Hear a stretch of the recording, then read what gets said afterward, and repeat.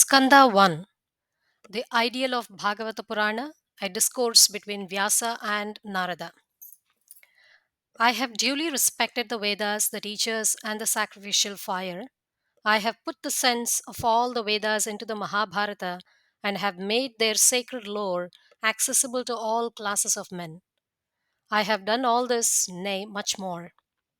Still, I think my work is not fully done. So thought Vedavyasa, the adept author of the Kali Yuga, while meditating on the sacred banks of the Saraswati, and his heart became heavy with something he knew not what. At this time, Narada appeared before him. Narada, who knew all that transpired in the Triloki and who could enter into the hearts of all beings. Thou hast fully known, said Narada, all that is knowable, for thou hast written the excellent Mahabharata, which leaves nothing unsaid. How is it then thou feelest dispirited, as if thy object were not gained? What could Vyasa say in reply? He only inquired from the seer Narada the cause of his uneasiness. Narada entered into a free criticism of the Bhagavad Gita, the philosophical portion of the Mahabharata, pointed out its shortcomings, and suggested to Vyasa what next to do. A few remarks will be necessary to understand all this.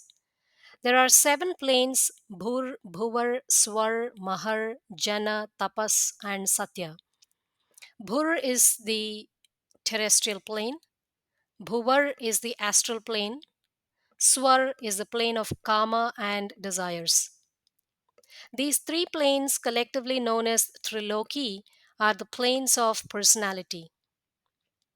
Karma is the guiding principle of existence in Triloki, and a recurrence of births and rebirths its main characteristic.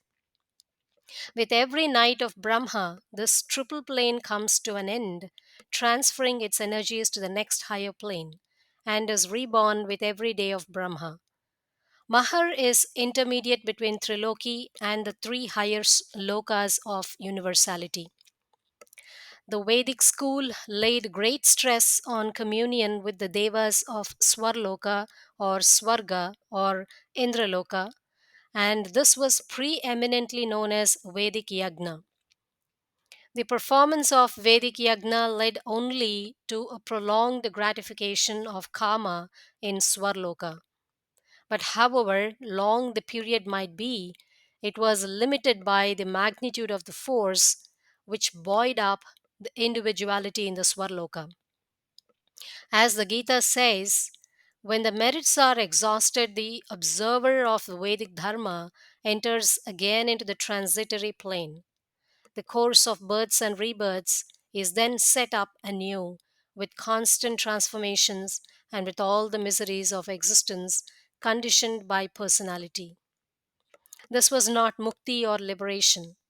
The followers of the post Vedic or Upanishad school contended that liberation lay in crossing the triple plane of individuality to the higher cosmic planes of universality. When an individual reaches the higher planes, he does not again become subject to the transformations and to the constant recurrence of births and rebirths. There is one continued life, one continued existence in the higher planes till the end of cosmos or the life of Brahma. This life is not measured by personalities but is the cosmical life, and the individuality becomes a cosmical entity. Further, there is life also beyond the cosmos in the highest plane, the abode of the Supreme. The Gita only incidentally describes the highest plane in the following shloka. That is my supreme abode, by reaching which jivas do not recur to fresh births. Not the sun, not the moon, not even fire illumines that. From 15th chapter, 6th sloka. Krishna also refers to that plane in 8th chapter 20th shloka and 15th chapter 4th and 5th shlokas. The Gita lays down Nishkama Karma, or the unselfish performance of the duties of life, Swadharma, as the first step towards reaching the higher planes. The sense of separateness is killed by Nishkama Karma. Then the Gita takes the disciple to Upasana, or communion with the Purusha of the highest plane, but scarcely a glimpse is given of that plane and its surroundings. The Mahabharata does not throw any light on the dwellers of the higher planes, nor does it give any details of those planes. Without any distinct prospect of trans triloki life, one is asked to adhere to the duties appertaining to one's own sphere of life, called Swadharma, and to perform those duties unselfishly. However transitory the things of Triloki may be, there are attractions enough for the frail sons of Manu, abounding in passions and desires.